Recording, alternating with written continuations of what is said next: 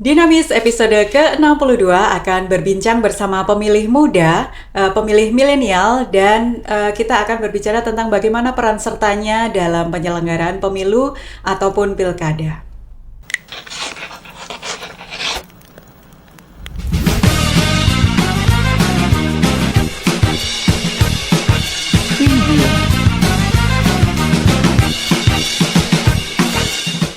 Assalamualaikum warahmatullahi wabarakatuh. Salam sejahtera untuk kita semua. Teman pemilih, seperti kita ketahui bersama bahwa saat ini sedang berlangsung tahapan pemilihan gubernur dan wakil gubernur Jawa Tengah dan juga pemilihan bupati dan wakil bupati Klaten tahun 2024. Dan tanggal pemungutan suara akan dilaksanakan pada hari Rabu tanggal 27 November tahun 2024. Dan jika kita amati bersama bahwa ternyata keterlibatan kaum anak muda dalam penyelenggaraan pemilu kali ini ternyata semakin bertambah. Dan bisa kita saksikan juga bahwa peserta pemilu dari kelompok usia muda atau mereka dari kaum milenial ini juga semakin bertambah. Dan ternyata juga sedikit banyak mempengaruhi juga pada antusiasme dari pemilih muda.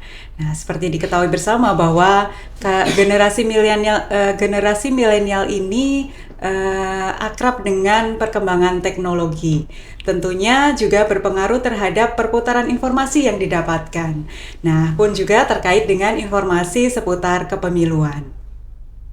Nah, kali ini kita akan berbincang lebih lanjut tentang peran serta pemilih muda, pemilih milenial dalam penyelenggaraan pemilu ataupun juga pilkada. Dan sudah hadir bersama saya seorang anak muda asli Klaten yang sangat inspiratif tentunya, Mbak Tri Mardiana SIP MHAM. Selamat siang, Mbak. Siang, Mbak. Baik, selamat datang di Dinamis episode kali ini. Dan Mbak Nana ini adalah seorang dosen ya. Iya. Dan juga konten kreator muda dari Klaten yang ternyata sudah 9 tahun lamanya berkarir di bidang komunikasi. Nah, Mbak Nana ini adalah seorang dosen dan juga konten kreator muda asli Klaten ya, Mbak ya? Iya. Dan ternyata sudah 9 tahun lamanya berkarir di bidang komunikasi ya. Nah, mungkin pertama-tama bisa menyapa teman pemilih terlebih dahulu, kemudian memperkenalkan diri kepada teman pemilih. Halo teman pemilih semua, perkenalkan saya Nana. Tadi sudah dikenalkan sama Mbak Vita ya, Tri Mardiana. Cuman saya biasa dipanggil Nana. Kebetulan juga saya lahir besarnya di Klaten. Dan sekarang kesibukan sebagai dosen dan juga konten kreator gitu sih, Mbak. Kesibukannya dosen dan juga konten kreator ya, Mbak. Iya. Nah, kemudian bagaimana sih awal mula terjun ke dunia jurnalistik? Iya.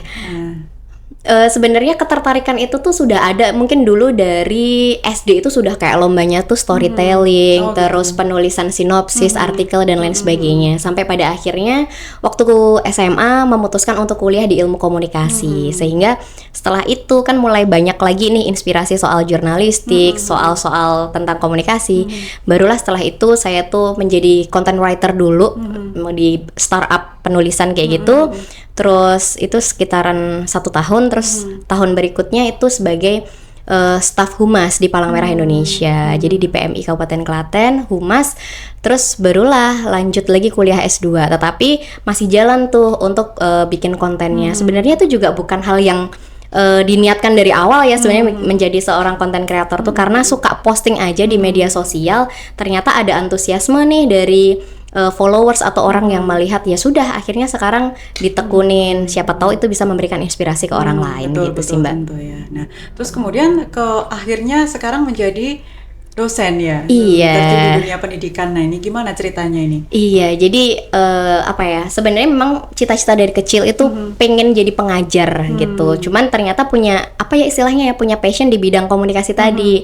Akhirnya kan bagaimana biar keduanya bisa jalan, saya juga pengennya mengembangkan ilmu pengetahuan ya. Makanya ketika kuliah S2, habis itu saya memutuskan untuk mendingan ke akademisi supaya apa? Supaya hasanah pikiran kita tuh tetap jalan, terus juga nggak stuck di situ aja kan. Kalau kita sebagai dosen, sebagai akademisi itu kan terus-terusan nanti ada penelitian, ada pengabdian masyarakat. Jadi misalkan kami pengen lebih bermanfaat bagi orang lain, saya pikir itu juga menjadi salah satu jalan gitu sih, Mbak. Ya, betul. Nah, Nah, ini sekarang kita masuk ke perihal pemilu ya, Mbak. Mewakili pemilih cerdas ya, ibaratnya pemilih milenial. Nah, mungkin apa kesan-kesannya Mbak Nana terhadap proses pemilu yang ada di Klaten kemarin? Oke, berarti kan kalau dilihat dari usia ya, ini kan saya generasi milenial nih, berarti sekitar mungkin udah 3-4 kali ya ikut pemilihan pemilu dalam artian tuh kan per 5 tahun kan. Kesannya ya, sebenarnya sebagai seorang pemilih kan lebih ke deg-degannya tuh gini loh, nanti kira-kira kalau saya memilih ini akan seperti apa ya gitu loh. Bahkan kan istilahnya kan kadang jangan mau deh kita tuh membeli kucing dalam karung gitu kan. Jadi kadang-kadang proses deg-degannya adalah bagaimana kita mencari tahu dari masing-masing calon ini gitu. Jadi kepo satu persatu, terus bagaimana visi misinya dan lain sebagainya. Ini lebih proses yang sebenarnya saya sendiri lakukan supaya nanti tidak salah dalam memilih. Dan sebenarnya kalau bagi saya yang kebetulan juga di dunia akademisi, soal informasi tentang kepemilihan, bagaimana tata cara dan lain sebagainya mungkin sudah sampai, tapi kan saya juga melihat orang-orang di sekitar saya kan kok ternyata informasi soal penyelenggaraan pemilu itu sendiri belum sampai di mereka gitu, Mbak. Nah, kemudian kalau seperti itu kira-kira apa ya yang bisa menggerakkan para pemilih muda ini untuk ikut memilih itu ya? Betul. Nah ini nih berarti kan yang menjadi pemilih sekarang ini saya pikir sudah bukan lagi generasi milenial ya yang pemilih pemula ya, tapi sudah Gen Z, karena kan usianya Gen Z itu kan sekitar dari tahun 98-an sampai 2000 sekian ya. Nah, jadi kan pemilih pemula sekarang adalah Gen Z, di mana Gen Z ini tuh karakter utamanya adalah mereka ini orang yang sangat native digital, dalam artian setiap harinya, setiap waktunya terpapar digital. Nah, malahan yang sering kita dengar adalah apatisme dari mereka, Mbak. Ini yang agak mengkhawatirkan sekarang ya, kayak aduh kok kayak gini ya Bu ya, kan karena saya dosen jadi kadang dipanggil Bu ya, loh Bu kok ini kayak gini ya, kandidatnya kayak gini, boleh nggak sih Bu untuk tidak memilih, bahkan sampai ada kata-kata boleh nggak sih untuk tidak memilih. Itu kan kita sebagai dosen ya loh kok sampai seperti ini gitu loh. Makanya mungkin yang perlu kita kembangkan adalah bagaimana menarasikan bahwa demokrasi itu benar-benar dari, oleh, dan untuk rakyat. Artinya pemegang siapa yang menjadi ini ya mereka gitu loh. Seperti apa pemimpin kita kan di tangan generasi yang memilih ini. Nah mungkin narasi-narasi seperti itu yang harus disampaikan ke mereka. Nah ini juga bisa memanfaatkan dengan adanya FYP TikTok, FYP Instagram. Jadi janganlah berita-berita soal yang mungkin gosip-gosip atau apa yang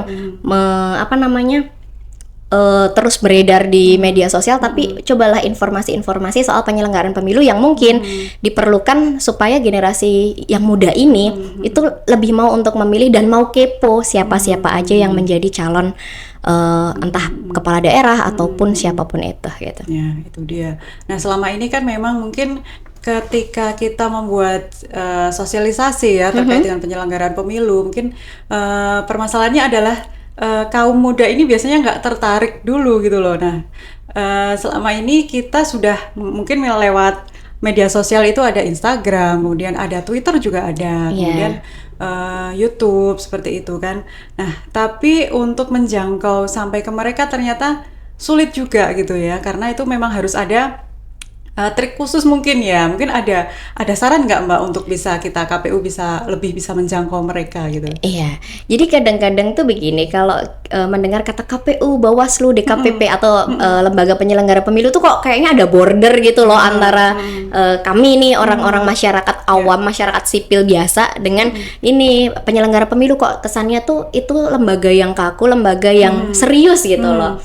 Ya, mungkin cara pendekatannya ya harus lebih luas lagi Mbak, dalam artian konten-kontennya gitu juga harus lebih yang menjangkau mereka itu kan generasi kalau nggak suka kan akan swipe gitu aja kan. Jadi kalau kontennya terlalu kaku mereka juga tidak akan mau, dan karakter mereka itu kayak seakan-akan kalau kamu yang butuh kami, ya kamu yang harus ngikutin ininya kami gitu, trennya kami gitu loh. Jadi ya itu juga yang harus kita kembangkan.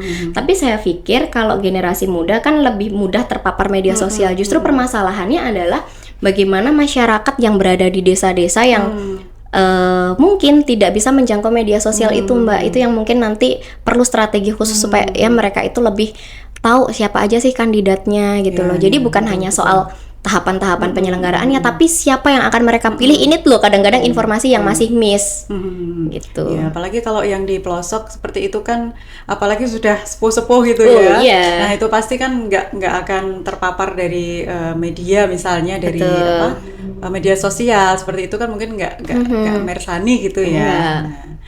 Nah ini Mbak, yang terakhir nih pesan-pesan mungkin yang ingin disampaikan untuk peserta pemilu yang pertama, terus yang kedua untuk teman pemilih nih. Oke. Ya, bagi peserta pemilu yang jelas saya tuh selalu, ini bahkan ke semua tempat ketika saya bicara soal politik gitu kan, gunakan hak pilih. Karena kan itu hak yang melekat pada setiap warga negara. Jadi gunakan hak pilih, pilih orang yang paling tidak itu mendekati kriteria ideal yang kita harapkan. Makanya rasa ingin tahu yang kita miliki ini ayo kita arahkan untuk mencari tahu seluk-beluk, latar belakang, track record dari masing-masing kandidat gitu loh. Supaya apa? Supaya kita tidak seakan-akan membeli kucing dalam karung nih, karena kita udah tahu track recordnya. Terus yang kedua, sebenarnya kan di era keterbukaan informasi publik ini pun kita juga diperbolehkan sebagai publik ya, kita diperbolehkan untuk memohon informasi mengenai data calon ya, data calon. Jadi boleh banget kok kalau misalkan kita tidak tahu siapa calonnya ini, boleh kan untuk meminta datanya ke KPU atau mungkin ke Bawaslu tentang bagaimana kandidat-kandidat ini, supaya ya tadi kita tahu visi misinya, kita tahu seperti apa orang yang akan pilih, apa akan kita pilih gitu kan.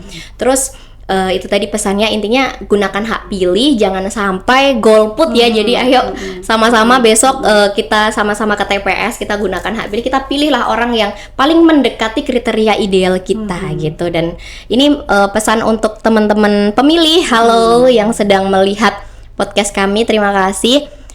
Yang jelas negara kita ini kan negara demokrasi, di mana negara demokrasi itu tidak akan kuat tanpa adanya partisipasi masyarakat. Jadi kehadiran teman-teman pemilih semuanya ini sangat-sangat menentukan akan kemana arah demokrasi negara kita hari ini. Jadi ayo gunakan hak pilih kita sebagai warga negara sih. Itu sih Mbak.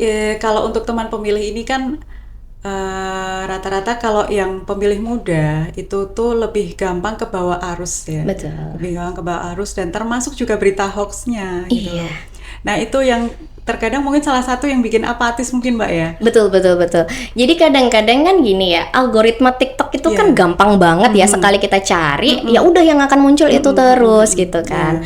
Makanya ya ini PR untuk kita semuanya, bahkan mungkin Mbak Vita juga, bagaimana meliterasi orang-orang sekitar kita supaya tadi saring sebelum sharing, itu yang pertama. Yang kedua, ya tadi cari tahu itu hal-hal yang baik gitu loh, kira-kira yang sekiranya bermanfaat untuk kita. Terus yang ketiga, jangan mudah termakan hoax gitu. Dan sekarang itu kan permainan buzzer juga luar biasa kan, counter berita aja langsung zet, semuanya muncul narasinya sama. Makanya tadi saya menyampaikan, KPU mungkin perlu membuat narasi yang lebih sederhana soal penyelenggaraan pemilu, soal mungkin beberapa trik tips yang perlu kami lakukan lah, misalnya sebagai seorang pemilih dengan narasi yang lebih sederhana, supaya juga teman pemilih itu juga lebih tahu, oh ternyata menjadi pemilih yang bijak tuh seperti ini ya, pemilih yang cerdas tuh seperti ini ya, kayak gitu. Ya, memang ini kemarin kan ada jadwal juga Mbak, kita sosialisasi ke SMA, kemudian beberapa teman-teman di adik-adik yang udah usia 17 ini kan nanti pertama kali memilih ya. Betul. Rata-rata mereka pertanyaannya adalah seputar itu, berita hoax, menangkal berita hoax seperti apa, kemudian kok banyak money politik kayak gitu. Betul. Terus kemudian rata-rata mereka ini ya, pertanyaannya seputar itu gitu. Gimana caranya kita bisa tahu track record dari masing-masing pasangan calon seperti itu. Dan itu kita dari satu sekolah ke sekolah lain tuh hampir sama pertanyaannya seperti itu gitu ya. Untuk anak-anak muda ini ternyata memang mereka tuh gampang banget. Aku tuh lihat di TikTok kok seperti ini, pada saling adu domba seperti itu misalnya. Nah, itu kan memang ternyata terpaan media itu begitu cepat gitu ya. Makanya ini sih mungkin yang perlu kita galakan untuk trennya supaya mereka mau memilih.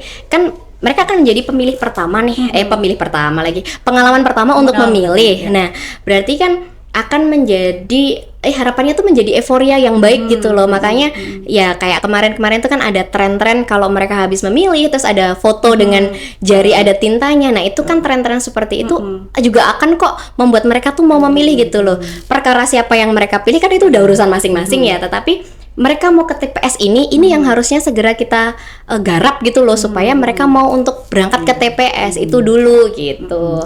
Terus kalau berita hoax ya memang sih ini menjadi masalah semuanya ya.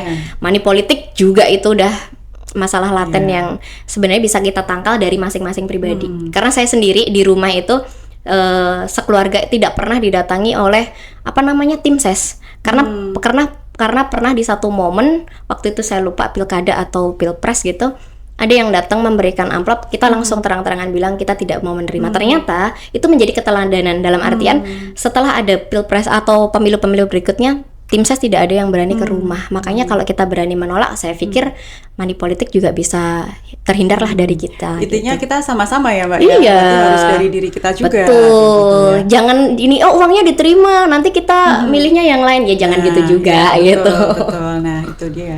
Nah itu memang kita juga harus pintar-pintar menyaring berita juga betul. Terutama untuk pemilih muda ini ya. Ada lagi mungkin yang ada mau disampaikan? Udah sih Mbak, saya pikir. Oke. Nah terima kasih kepada Mbak Nana sudah berkenan hadir dalam Sama-sama, episode Dinamis kali ini. Dan teman pemilih, demikian perbincangan kita bersama seorang pemilih muda yang tentunya sangat inspiratif, Mbak Nana. Dan semoga perbincangan kita di episode kali ini menambah wawasan kita juga dan membuka hati, membuka pikiran kita, menginspirasi kita untuk lebih semangat lagi dengan apapun yang sedang kita kerjakan. Dan terkhususnya untuk pemilu, semoga bisa menambah semangat para pemilih muda untuk ikut serta secara aktif dalam penyelenggaraan pemilu ataupun pilkada. Terima kasih telah menyaksikan Dinamis dan sampai jumpa di episode berikutnya. Wassalamualaikum warahmatullahi wabarakatuh.